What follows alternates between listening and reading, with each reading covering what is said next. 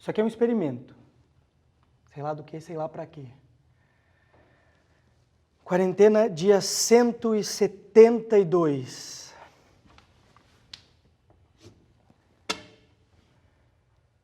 Eu nunca fui uma pessoa de muitos amigos. Conhecidos, talvez, mas eu sempre fui aquela pessoa que voltava para casa depois do trabalho e antes do que quer que viesse depois disso. Os amigos de infância eu não soube fazer amadurecer. E meu cachorro mora com a minha mãe.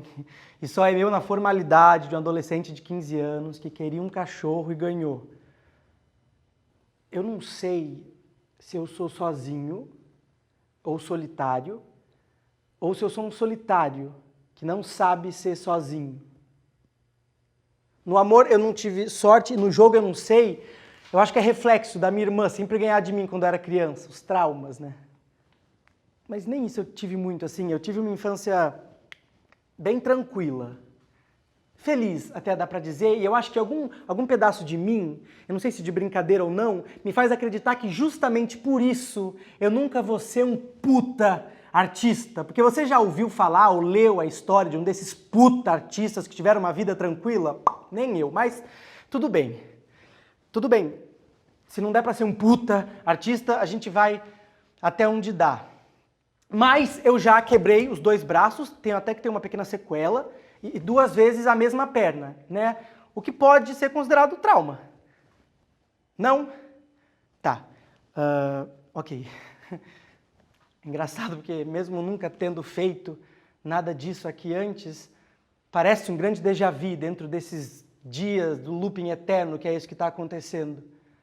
Uma vez me disseram que quando a gente fica muito tempo parado no mesmo lugar, a nossa cabeça toma conta e acaba virando o lugar inteiro. Então eu acho que é isso. Eu acho que eu estou fazendo o que quer que isso seja para lembrar que o mundo existe, o resto do mundo, para além daquilo que não sou eu. E quem sou eu?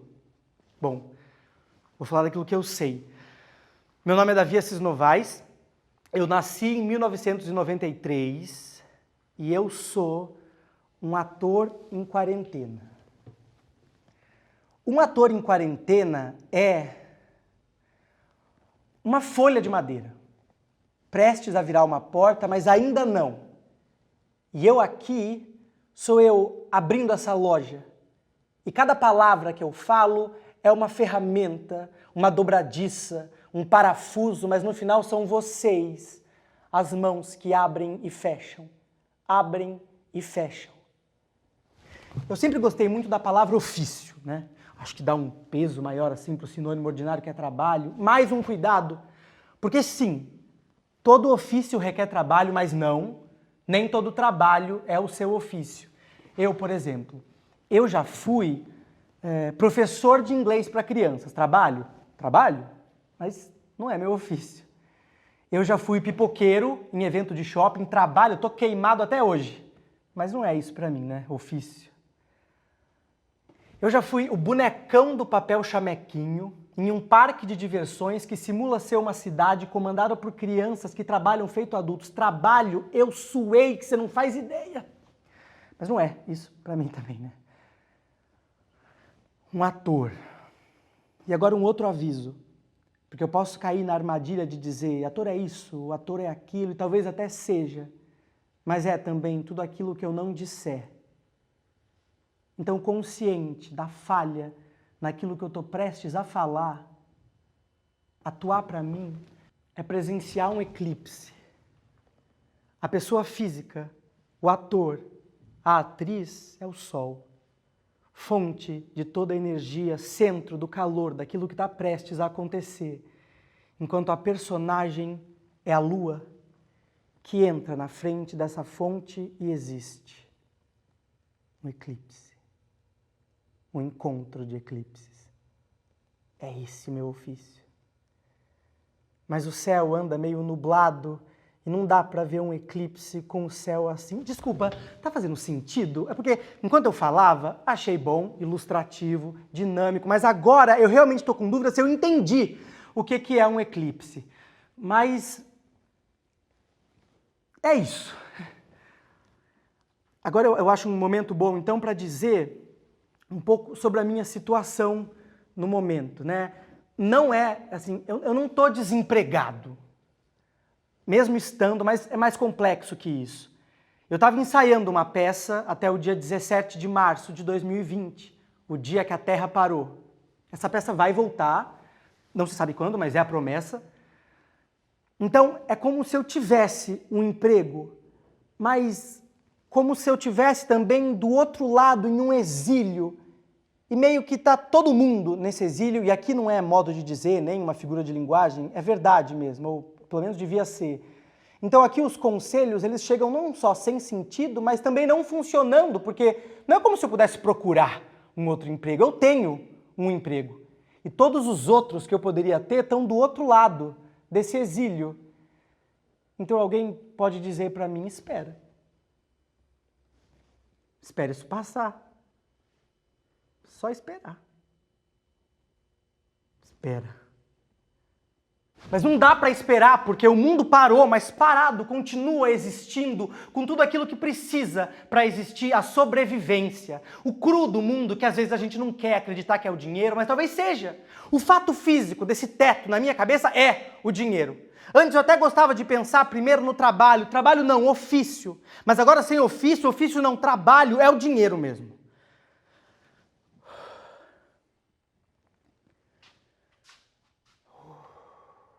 Quando a gente é criança, os adultos que já esqueceram como isso é horrível, eles nos perguntam o que a gente quer ser quando crescer. E nesse momento, eu não sei o que me amedronta mais nisso. Se é a pergunta em si, ou o fato concreto de que eu ia crescer se naquele momento eu soubesse o que isso significa. Mas ok. Eventualmente eu cresci. Daquela pergunta eu sou a resposta, ator. É isso que eu quero ser, que eu sou, quando eu crescer, agora. Mas e agora? O que é que vem depois da resposta de uma pergunta? Como? Agora. Como?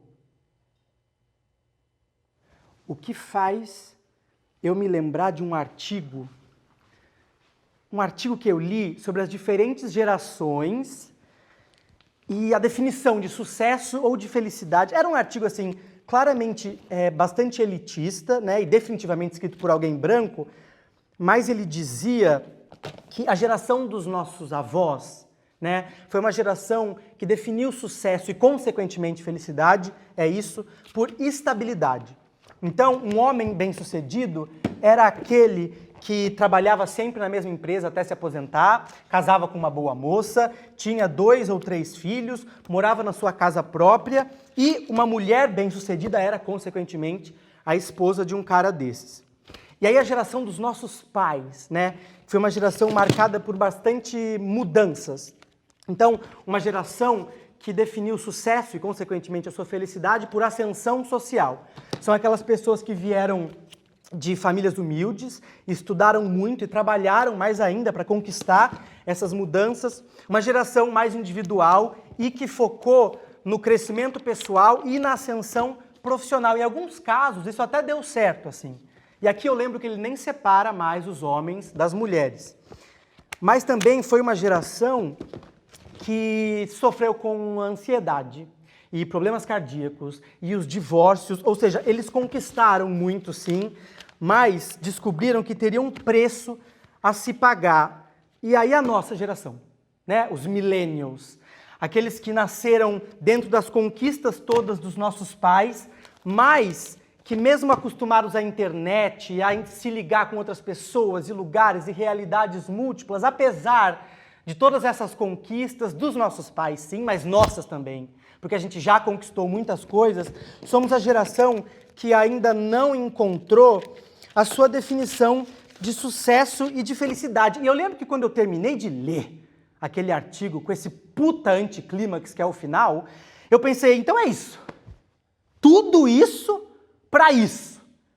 É como se a nossa geração fosse a geração das contradições. Nós somos ridiculamente consumistas, mas dizemos sobre o estilo minimalista. Nós vivemos de fast food, mas pregamos o estilo de vida saudável. Passamos horas nos nossos celulares, mas somos os primeiros a dizer que a sociedade anda muito individualista, né? Nós somos os jovens que querem largar tudo para vender pulseira na praia.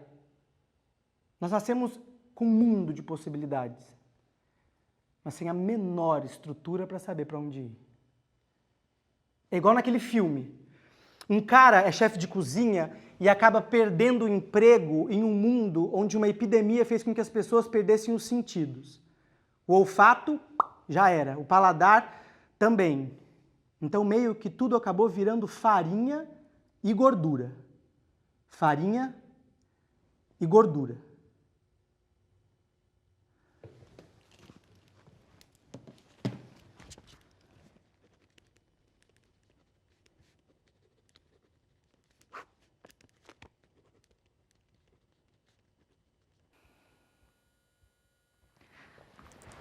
É igual naquele filme. Uma médica tinha se afastado do trabalho porque o noivo dela tinha ido embora e deixado ela sozinha. Quando ela chega de volta ao trabalho, ela pergunta para um colega: "Não vai me perguntar porque eu não estava trabalhando?" Ela fala meio que se defendendo do que ainda não aconteceu, mas pode. Porque você estava doente. Aquela pergunta meio corporativa que não demonstra muito interesse, só o necessário. Não, eu estava triste. E aquela se expõe mais uma vez, antes que alguém faça isso por ela. Não é a mesma coisa? Mais uma vez, corporativo. Triste por causa de um cara.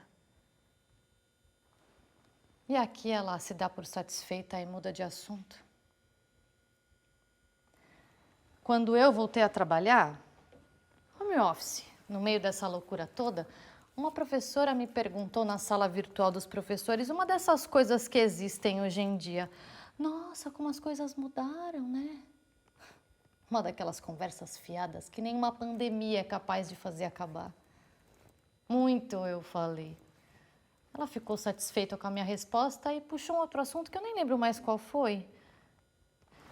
Mas é muito maluco como você consegue responder a uma outra pergunta dentro daquela que te fizeram.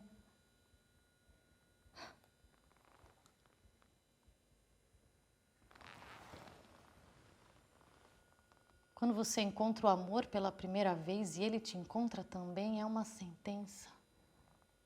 Porque mesmo quando esse amor acaba, e ele pode acabar, ele leva com ele a possibilidade do nunca. Por mais que nenhum outro amor te encontre, o que também pode acontecer, né? Que você não seja amada nunca mais, aquele já aconteceu. O eu nunca fui amada, deixa de ser uma verdade e passa a ser só uma mentira sentimental que você conta para os outros quando quer algum afeto imediato. Mas que no fundo nem você acredita mais.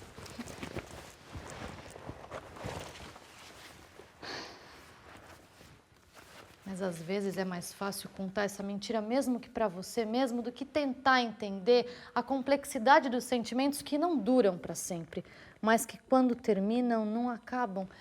É como se agora os seus lamentos encontrassem um muro. E o caminho até esse muro é vasto e duro, duro, duro. Mas o limite existe. Está lá, em ruínas, no escuro. Mas lá. Então, sei lá, quando você termina um segundo namoro, desespero, claro, porque todo término é um Big Bang, mas um muro. E quando você chega nesse muro, tá lá pregado um papel escrito assim: lembrete do que você já sabe. 1, não é o fim do mundo, ele continua. 2, vai passar. E num primeiro momento é uma ótima notícia. Tipo quando você finalmente lembra o nome daquela música que estava na sua cabeça o dia inteiro, mas você não fazia ideia da letra da música para poder procurar em algum lugar, pronto. Tá lá. Você se lembra que já passou por isso da outra vez? E o que é melhor? Deu tudo certo. Você até encontrou outra pessoa, passou 2 anos com ela e está aqui no muro de novo.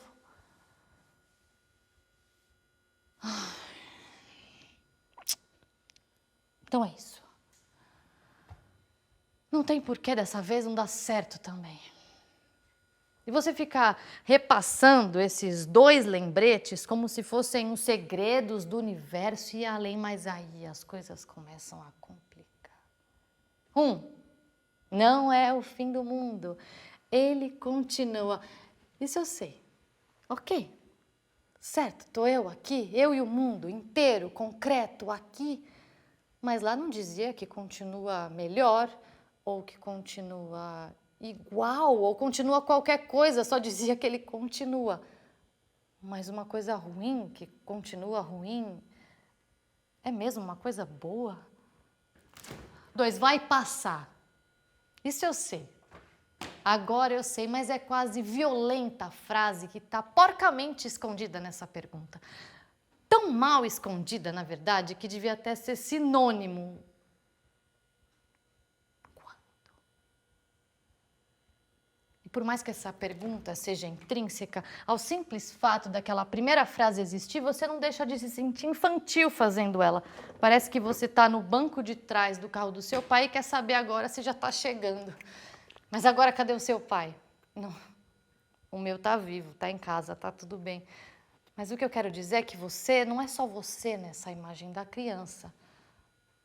Você também é o seu pai. E acredite se quiser, você é o próprio carro. Você é você, dentro de você, perguntando para você.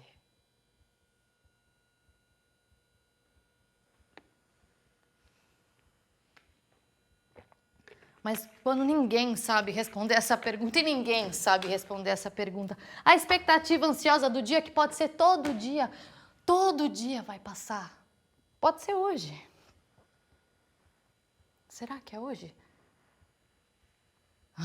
Eu acho que analisar as coisas demais é igual quando você faz um bolo e com medo que ele não cresça, você fica abrindo e fechando a porta do forno para se certificar de que ele está crescendo e por isso mesmo ele não cresce.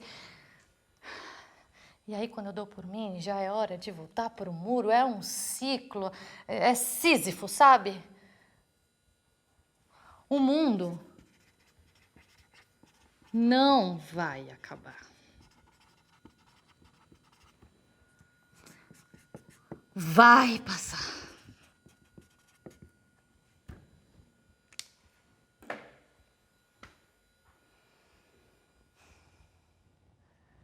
O maluco é que eu sempre pensei na vida como tudo aquilo que ainda vai acontecer, né? O depois, o próximo. Será?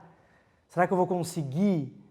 Será que eu vou passar nessa audição? Será que nesse teste, com outras 10 versões diferentes de mim, uma mais estranha, uma mais bonita, uma mais magra, será que eles vão me achar e me escolher? As dúvidas todas dentro da certeza de que é isso que eu sei fazer, que eu quero fazer. Mas não também, porque agora já é claro que já é vida enquanto eu espero a vida acontecer. É o binóculo, né? A gente sempre achando que o começo das coisas não são as coisas em si. Agora eu vou ser feliz. Não, aquilo ali já é a felicidade. Mas o pensamento é um ato contínuo de magia. De um corpo sólido nasce a mais volátil das substâncias. Desculpa, eu li isso em um lugar, achei que fazia sentido falar agora, mas foi mal. Tá. Bem, na verdade é que eu não sei o que eu estou fazendo, né? Eu ainda também não descobri. Eu acho que eu estou tentando ganhar tempo. Mas não também, porque tempo atualmente é tudo que eu tenho, então... É que parece difícil, sabe? Parece difícil representar a verdade enquanto a verdade acontece. Parece afobado dizer sobre o agora. É como se enquanto eu falo, eu criasse a matéria mesma daquilo que eu estou falando uma vez. Entende? Acho que é porque as coisas que vêm depois ainda vão acontecer. Né? O que eu quero dizer é que não é uma história fechada. Tá? As coisas acontecem enquanto elas acontecem, não antes nem depois. Então, realmente, talvez não faça o sentido editado das coisas prontas. Eu acho que agora é um bom momento, então, para eu continuar dizendo sobre o cru das coisas para vocês. O meu dinheiro acaba daqui 2 meses, que foi o prazo que eu me dei para escrever o que quer que isso seja e colocar, sei lá, no Zoom. Um teatro de subsistência. Porque esse teatro de um homem só que eu nunca quis ser, tá? Porque eu sempre quis fazer parte de uma companhia de teatro, com várias pessoas que sabem falas do Tennessee Williams de cor e colocam essas falas nas conversas do dia a dia porque eles estão tão dentro daquele processo que tudo acaba fazendo sentido. Mas se fazer teatro no Brasil já é difícil, fazer parte dessa companhia utópica que a minha cabeça me faz querer acreditar... Desculpa. Eu vou voltar. Porque esse teatro de um homem só, que é tudo que eu tenho, e eu espero que seja tudo que eu preciso, o que eu duvido muito.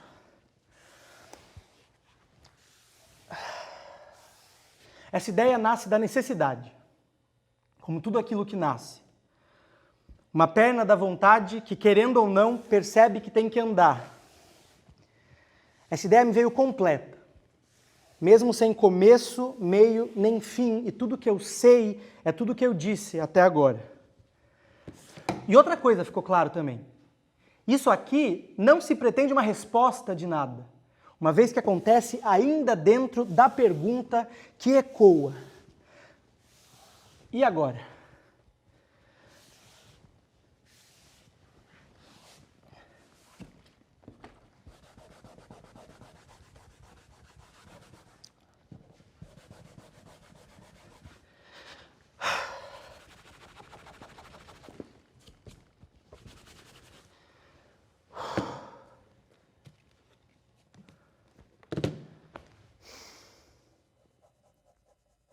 Eu andei pensando e eu percebi uma coisa.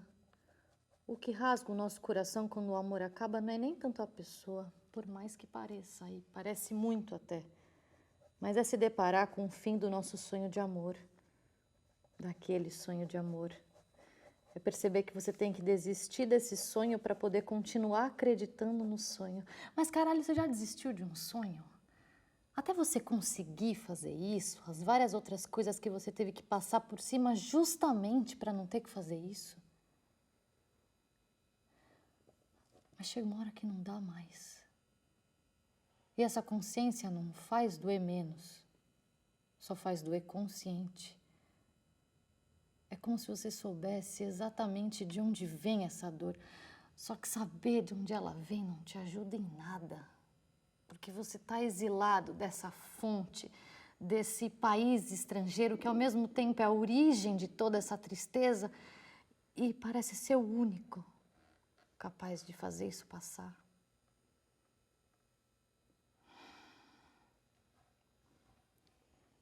O seu exílio é em você mesmo. Eu acho que eu entendi uma coisa. O lugar do outro nisso que é tão nosso. Quando esse sonho acaba, não é a nossa cara que a gente vê, é a cara do outro. Quando o meu namoro acabou, não foi a minha cara que eu vi, foi a cara dela entrando no Uber. Eu acho que o outro é o nosso reflexo nesse lugar. Por isso é a imagem que fica, não a minha, mas a dela. No olhar do outro, tudo aquilo que eu não conseguia ver no meu.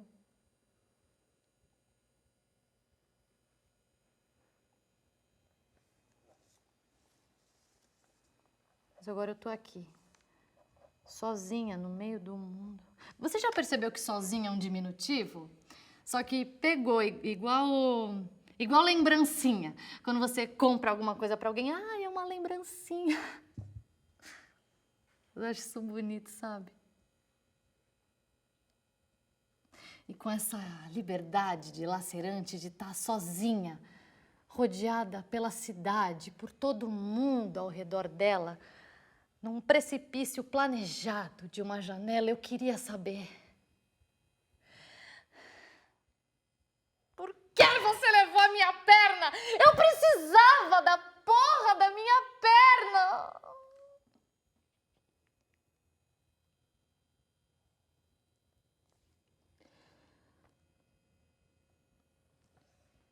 O meu amigo João falou para eu fazer isso que eu ia me sentir melhor. Foi ótimo.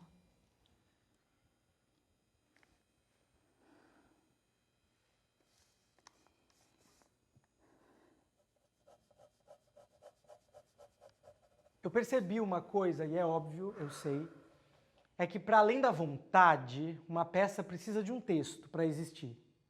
E esse já não vem tão fácil, até porque para vir tem que saber o quê? Um texto, eu sei. Mas sobre o quê? E a próxima palavra sai como se soubesse que chegou a sua vez em uma fila onde chamaram a sua senha amor! Não, mas a minha primeira peça já foi sobre isso.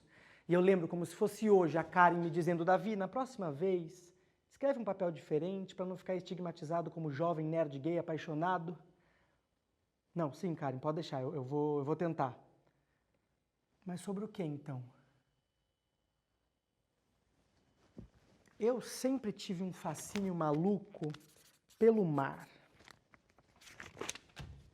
Não, nem tanto pelo mar, assim, mas pelas ondas, né? Eu até lembro que na faculdade eu escrevi um trabalho onde eu explicava que um livro da Virginia Woolf era inteiro uma onda. O livro em si, as personagens, os capítulos, o enredo, tudo uma onda, porque a onda é a voz do mar e o mar é o oceano. E não é maravilhoso a gente pensar que essa imensidão de água tem uma voz e a gente escuta, mas não sabe o que quer dizer?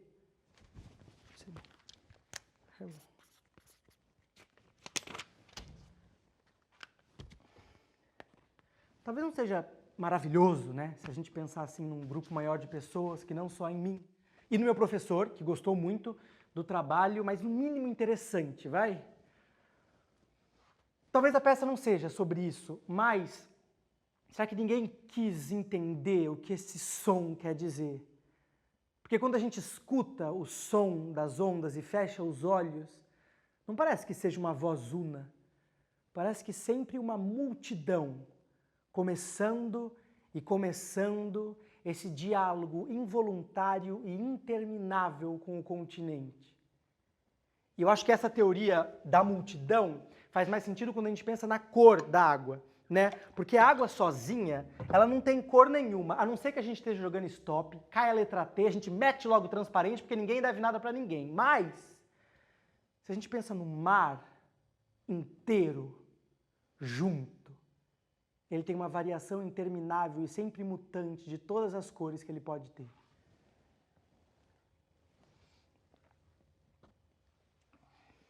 Mas a verdade é que eu não gosto muito de procurar os fatos concretos daquilo que eu crio na minha cabeça.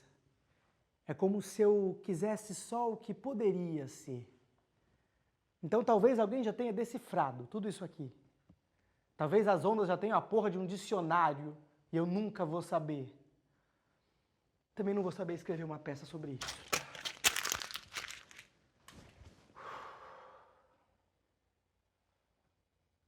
O maluco é que às vezes eu sei exatamente quem eu sou, o que eu quero, e eu vejo, não só vejo, reconheço o que eu faço para chegar até lá.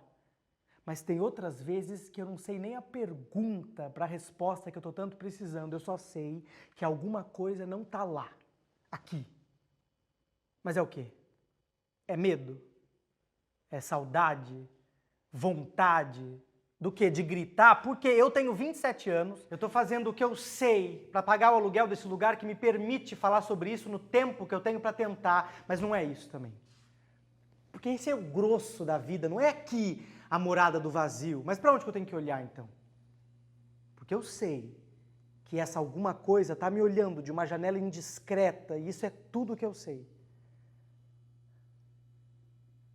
Talvez a peça seja sobre isso.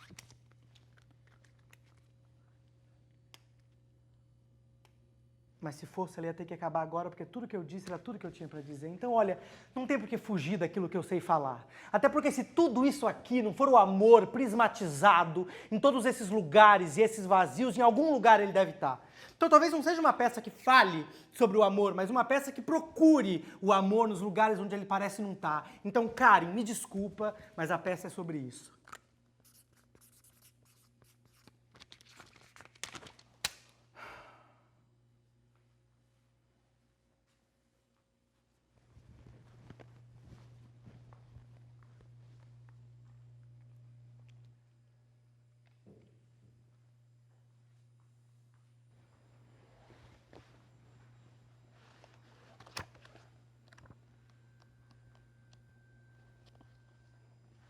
Eu estava ouvindo um podcast hoje de manhã, enquanto eu lavava a louça, e a convidada era uma mulher, Regina, acho o nome dela, mega religiosa. Eu não sei por que eu fiquei ouvindo esse episódio, mas ela estava lá, falando das coisas que ela mais se identificava com o cristianismo, que era a religião dela.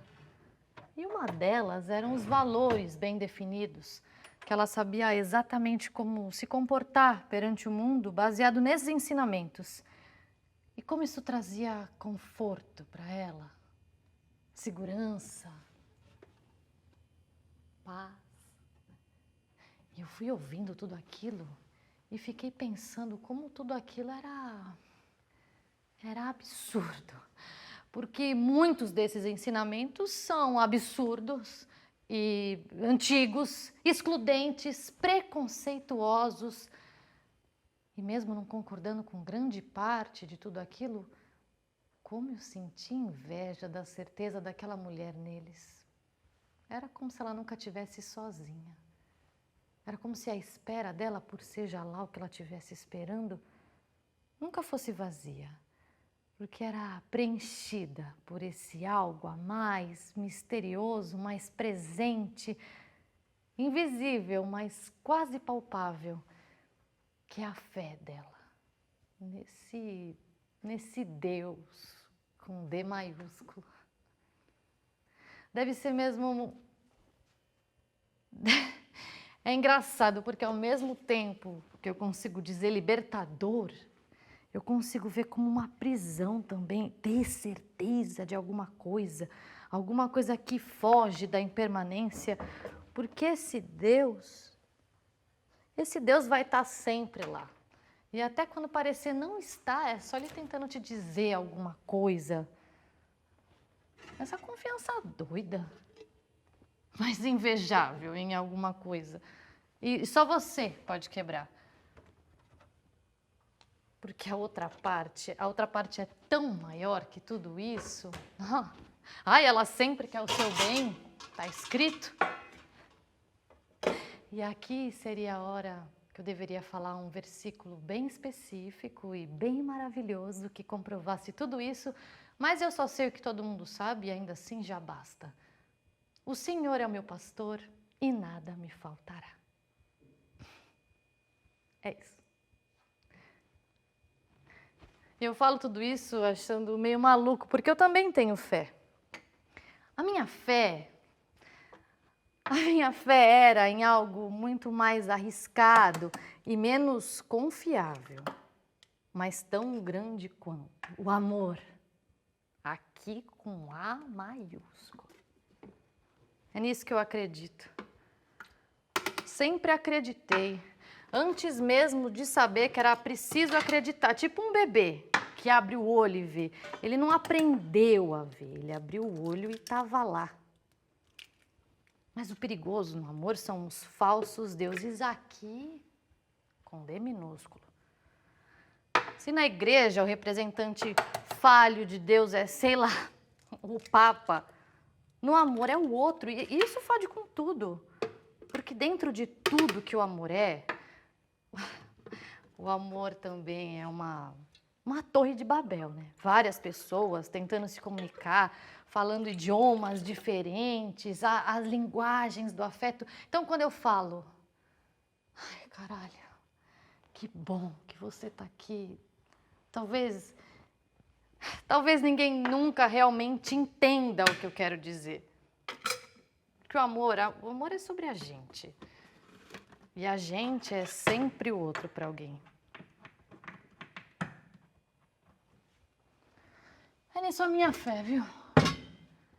E é esse o meu desastre, porque eu acho que nessa eu me perdi nessa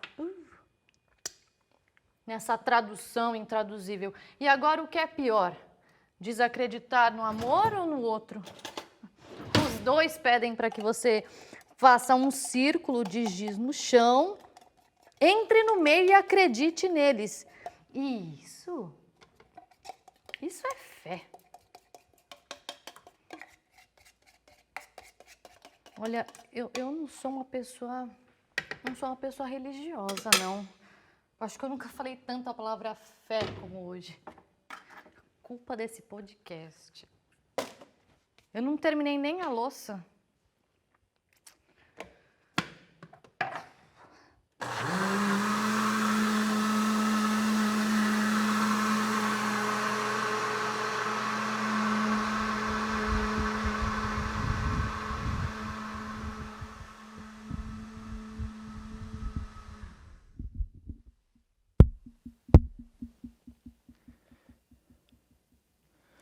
Um eclipse é um escurecimento total ou parcial de um astro, feito por meio da interposição de um segundo astro, frente à fonte de luz. Um eclipse é o escurecimento total ou parcial de uma existência, feito por meio da interposição do mundo frente à fonte de luz. Um eclipse é um escurecimento total ou parcial de uma pessoa, feito pela instauração da ausência, frente à fonte de luz. Um eclipse é um abandono, total ou parcial de um lugar, feito por meio da vontade de alguém, frente à fonte de dor. O eclipse é uma luta renhida entre o desejo e a mente que se interposicionam frente à fonte que nem sempre é de luz. O eclipse é a pausa de tudo, feita por meio da descoberta de um ser microscópico total e só total, que se coloca na frente de um planeta inteiro e faz com que as pessoas se lembrem da impermanência das coisas.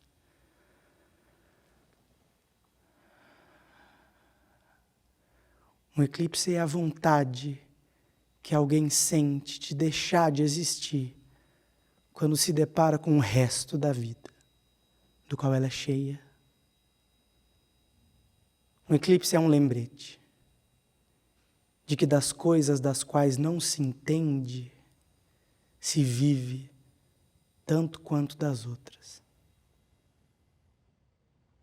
E agora as limitações. Eu li uma coisa num lugar uma vez, que eu não sei se foi a partir daquilo que eu comecei a acreditar, ou se foi aquilo ali que confirmou uma coisa que eu já tinha para mim. Escreva sobre o que você sabe. E desde então é só o que eu sei fazer. É como se eu não conseguisse inventar nada na hora que eu vou escrever. Só recontar as coisas que já aconteceram comigo. A minha ficção é a memória. E piora, porque não é como se eu conseguisse escrever sobre coisas felizes. Não, eu só sei contar as coisas tristes que já aconteceram comigo. Minha primeira peça, por exemplo, uma tristeza só. Um menino que teve uma ideia esdrúxula para exorcizar o primeiro amor que deu errado. Mas se amor vai ser o mote dessa segunda peça, eu preciso pensar um outro jeito de fazer isso. E aí alguém pode dizer, Davi, já sei. Tranquilo. Se naquela primeira você escreveu sobre as partes tristes, nessa segunda você escreve sobre as partes felizes. Acabou. Não, sim, mas é que eu não sei fazer isso. Né? Eu queria muito conseguir sair de mim e falar do outro, da vida do outro, do amor do outro, mas eu não sei fazer isso. Tem até uma placa aqui perto de casa que diz assim, você é 2/3 de água.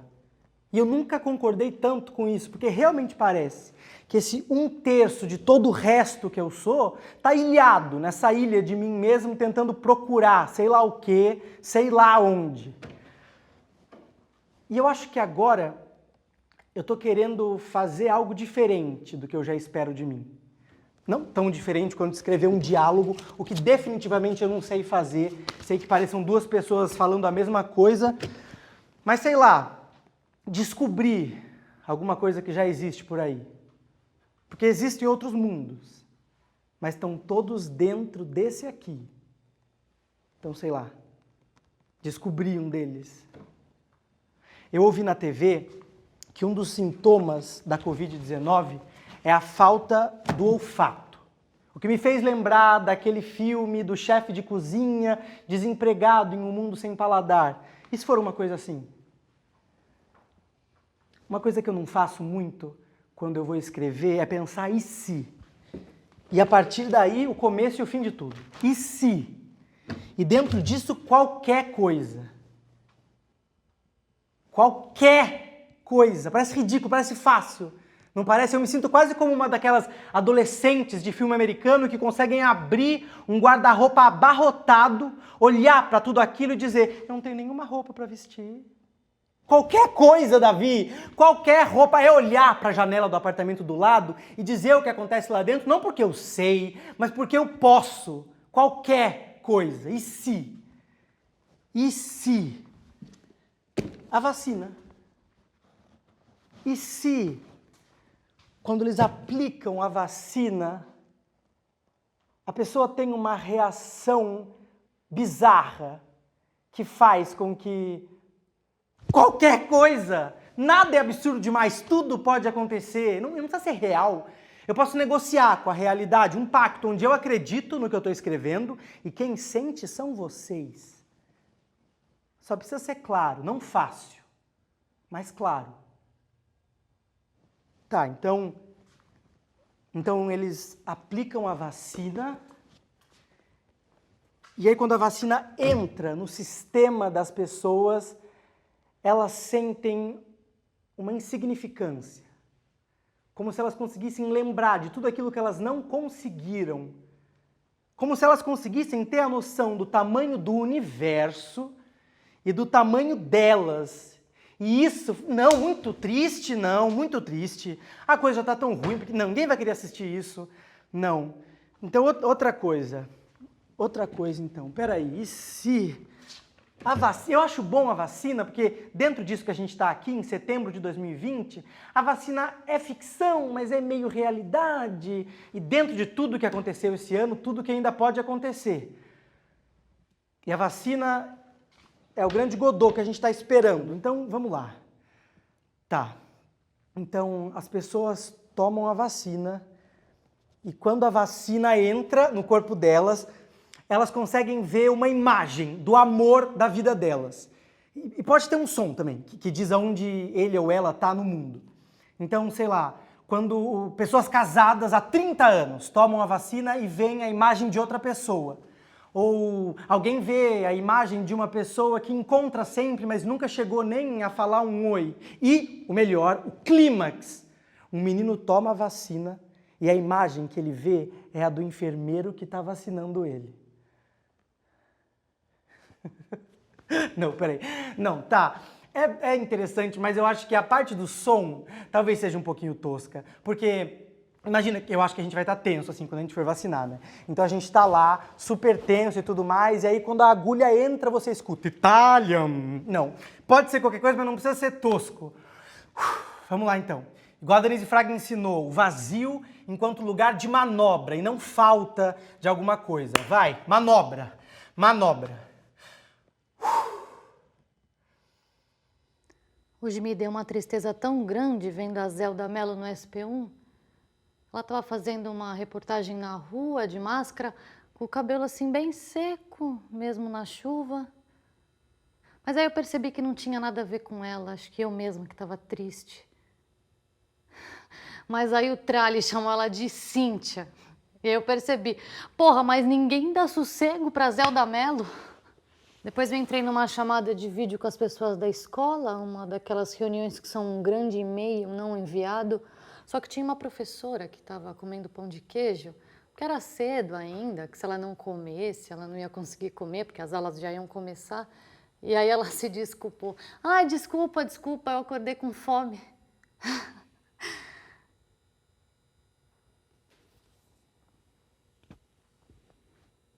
Eu achei de uma gentileza ela dizer aquilo. Era como se a trivialidade da vida daquela mulher me trouxesse um conforto tão grande. Eu chorava, tentando parecer que não estava chorando, o que fazia eu chorar ainda mais, porque a minha cara foi ficando dura, paralisada, e eu não conseguia ver para onde as pessoas estavam olhando, mas era para mim, eu sentia isso.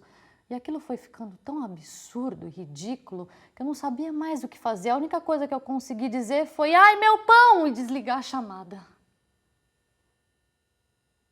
Aquilo fez eu perceber que eu sou agora o adulto que antes eu só via.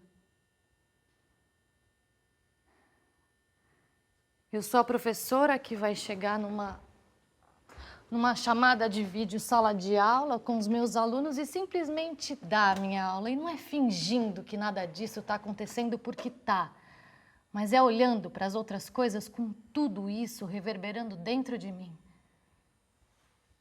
E eles nunca vão saber. Os meus alunos, eles não vão fazer a menor ideia. Assim como eu nunca percebi quando eu era aluna. Quantas vezes os professores não deviam estar tristes pra caralho, mas estavam lá falando sobre cerrado, meiose, mesóclise, fortes, adultos. Lembro uma vez que a professora de geografia estava se separando do professor de história porque ele estava tendo um caso com uma das alunas, eu acho. E eu nunca parei para olhar para a cara da professora de geografia no meio de tudo isso. Ela era mais um borrão que eu tinha decorado, tanto que agora, quando eu penso nela, em todas as imagens ela está do mesmo jeito. Parece uma colagem de uma mesma fotografia em vários lugares diferentes.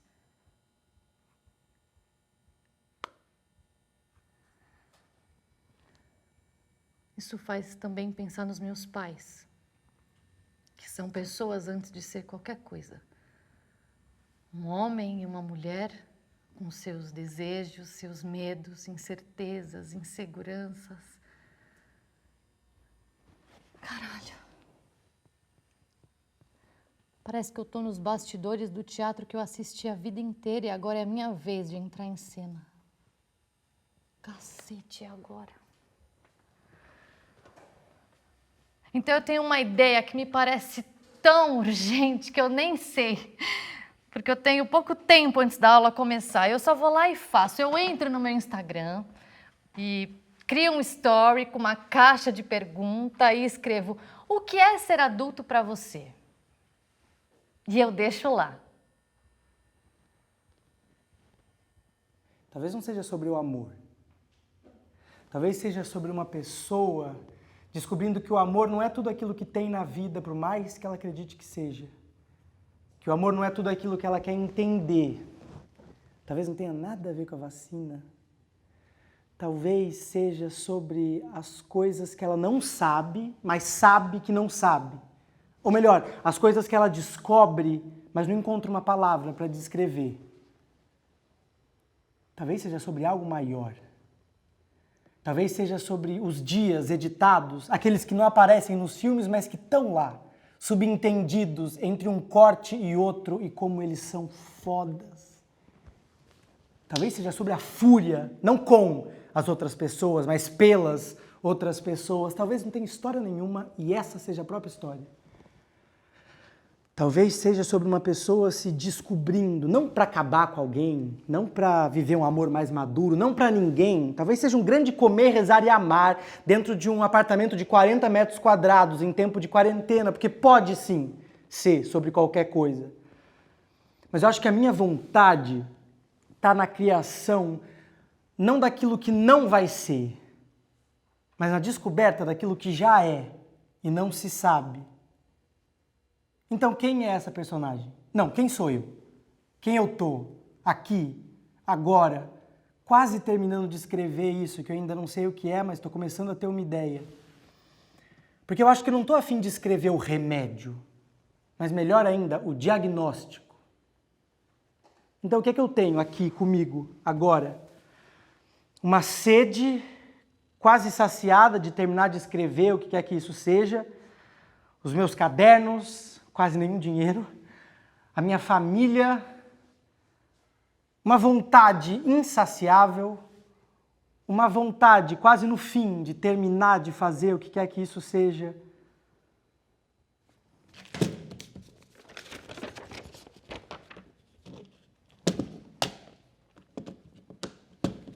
O meu futuro, que foi adiado não sei por quanto tempo, que existe. mas não se sabe onde, porque só se existe no presente, que está aqui, igual sempre teve. Só que dessa vez parece que está mais fácil de perceber. As lembranças só existem quando elas são lembradas. Quantas coisas já aconteceram, mas não mais, porque não aconteceram de novo na lembrança de alguém. É claro que não se escreve para o passado, e sim sobre ele. Mas a minha dúvida, que me acompanhou em cada uma das palavras que eu escrevi até agora, é como ser alguém dentro desse lugar das responsabilidades. Como sobreviver nesse mundo do desconhecido? Como se reconhecer adulto? E eu acho que agora essas dúvidas, elas se ampliam, não apagando as primeiras, mas abraçando outras que aparecem e desaguam no como ser. Como escrever sobre o que eu não sei? E eu acho que tentar responder isso é quase como varrer a casa e olhar para a poeira que está no chão, a beleza do ontem, que agora é aquilo ali, o cru das coisas. É a dúvida dentro da certeza de que eu sou um homem adulto. E ao mesmo tempo eu sou um homem adulto. O meu futuro existe e ele está num lugar inacessível das coisas que ainda vão acontecer. Mas essas coisas vão mesmo acontecer? Ninguém pode me negar o meu futuro. Mas que futuro é esse? Uma vez eu ouvi falar que a melancolia vem do lugar de olhar muito para a vida. Se isso for verdade...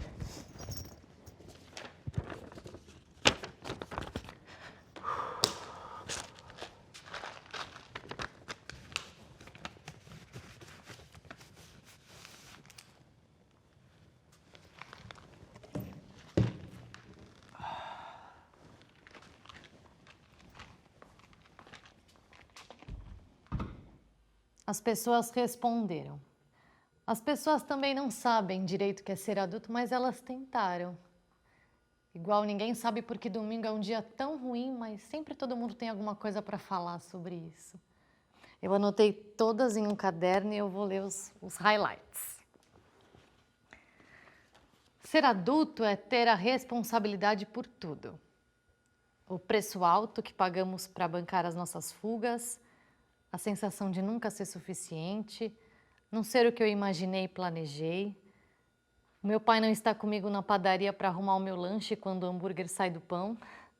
Angústia de conviver com um desconhecido, não ter sucesso em tudo que eu faço, pagar os boletos, ser obrigada a ter uma conta no banco, te julgarem por chorar, difícil manter amizades e fazer novas, não ter ninguém para te obrigar a tomar vacina, tudo, independência financeira, ter que pensar em tudo, preocupações, ir no médico sozinho, escovar os dentes depois de comer pipoca, não poder fugir de raiva, fingir ter uma força que não tem, as crianças me chamam de tia, lavar a louça, é uma sensação, adulto não tem volta. E para mim é tudo isso combinado com uma solidão comum de cada um. A consciência de que, às vezes, você realmente está sozinha dentro desse lugar que é a vida. Nesse momento, você não é filha, não é irmã, amiga, namorada. Você é só essa consciência crua de um alguém que existe, no meio disso tudo que parece ser e, às vezes, até é. E as palavras, elas existem, mas elas não dão conta. Não só de dizer, mas de entender esse impulso irracional, selvagem, animal de sentir, pura e simplesmente sentir. Sem saber quando, sem saber onde. Flashes de uma vida que segue, mas já ficou tanto em tantos lugares.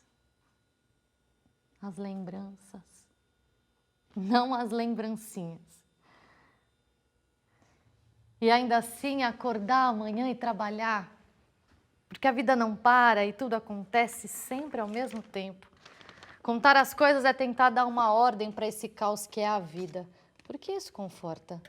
E cada palavra que eu falo é a falência daquilo que eu acabei de falar, mas na verdade elas continuam coexistindo desse jeito, sem jeito. E enquanto eu penso no meu lugar, em qualquer lugar, você. E meu olhar para tudo aquilo que realmente só existe porque agora eu lembro. E aqui uma ruptura. É como se surgisse uma você frente a frente com essa outra você que já existe. Elas se olham e se separam. E eu vejo isso acontecer bem aqui na minha frente.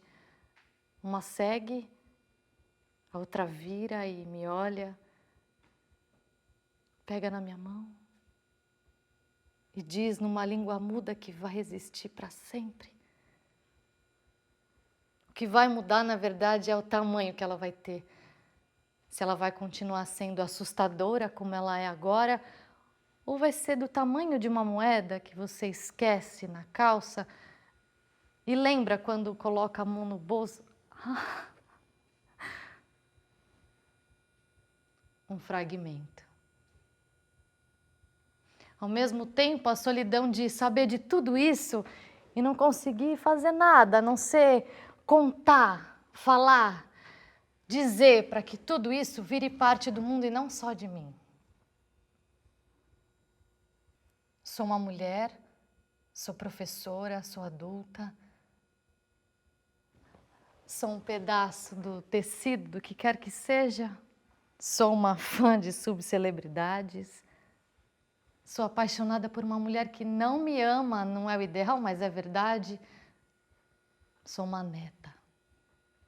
Sou uma colecionadora de livros. Eu sou uma pessoa que deixa o armário desarrumado para também continuar a possibilidade de poder arrumar. Sou moradora de um apartamento rodeado por DVDs, mas sem o aparelho para assistir. Mas eu acho que quem fala que é alguma coisa, está falando do agora, hoje, com todas as possibilidades que vai descobrir amanhã. E talvez a grande revelação disso tudo nunca venha, ou pelo menos não grande, inegavelmente aquilo, mas as faíscas de um fogo distante, os pequenos milagres do dia, e para isso está sempre atento, procurando, enxergando, ouvindo, querendo, percebendo, porque as respostas talvez venham, mas não agora. Vai passar, mas vai passando. E sei lá, um dia você se vê não mais repetindo as mesmas perguntas, mas sim vivendo dentro da resposta que chegou devagar, se colocou e ficou em você, ao seu redor, que não é mais até onde seu olhar consegue ir, é além.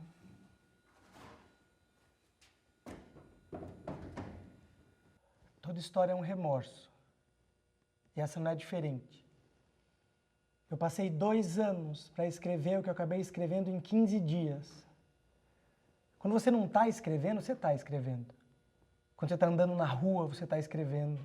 Quando você está chorando, você está escrevendo. Quando você está vendo um filme horrível na TV que parece a maior perda de tempo, você está escrevendo. E é assim que eu tive durante esses 2 anos. E aí o mundo parou. E parado a vida que tem que continuar, o medo. O medo lida com possibilidades, só se tem medo daquilo que pode acontecer. É engraçado o medo, porque ao mesmo tempo que ele diz, fudeu aqui, hein? Vai ter que fazer alguma coisa. Ele diz também, mas vai fazer isso? Tem certeza? Cuidado, hein? O dinheiro, essa mão invisível que cobra, me trouxe até aqui. Eu não sei ainda o que vai ser disso que eu escrevi, não ficou estranho? Meio sem sentido, sem pé nem cabeça, sem história. Mas eu não estou aqui para me defender enquanto artista. Eu estou aqui para fazer o trabalho e seja o que tiver que ser.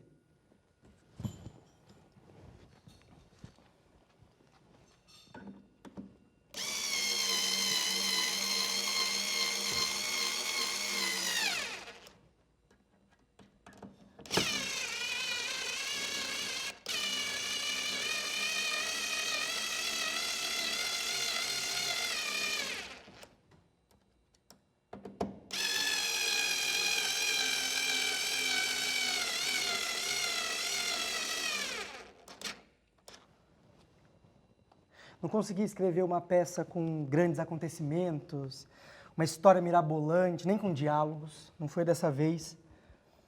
Mas o teatro é também um alguém no palco com um espelho que se movimenta e mostra para as pessoas que assistem o reflexo daquilo que elas sabiam, mas não sabiam que sabiam.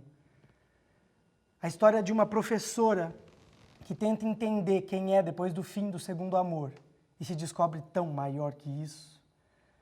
A história de uma mulher que enxerga o seu reflexo nesse espelho e se acha tão bonita no mundo real. Se eu tivesse que criar um diálogo final para essa peça, eu acho que seria mais ou menos assim.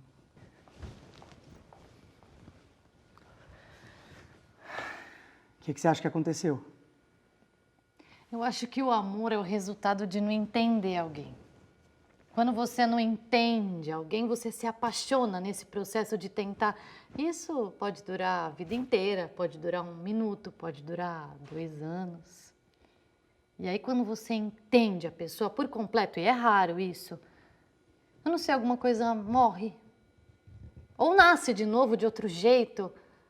Mas aí cabe aos dois saber o que fazer com esse conhecimento e essa magia que não brilha mais, que já virou um fato. Mas vocês não tentaram ou não conseguiram? Que diferença faz agora? E você? O que é que tem eu? Você conseguiu descobrir, ter alguma noção do que é sucesso e felicidade na nossa geração? Eu não tenho certeza, mas por poder ser qualquer coisa, eu acho que pode ser isso que eu acho também.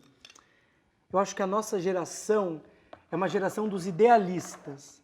Então eu acho que a gente vai se considerar bem-sucedido quem conseguir viver a partir dos seus ideais e for feliz por causa disso. Mas é muito maluco O quê? também. Não, pensar todas as outras perguntas que as próximas gerações vão tentar responder que a gente nem começou a formular ainda. Mas e agora, o que você vai fazer? Bom, eu não sei dançar, mas eu também não sei o que fazer, então até que faz sentido, né? A última cena dessa peça é uma mulher que não sabe dançar dançando. A parte fácil do impossível é desistir. E enquanto ela dança, uma voz diz na cabeça dela, com um eco de toda a odisseia humana, da qual ela é só uma parte: o mundo é feroz.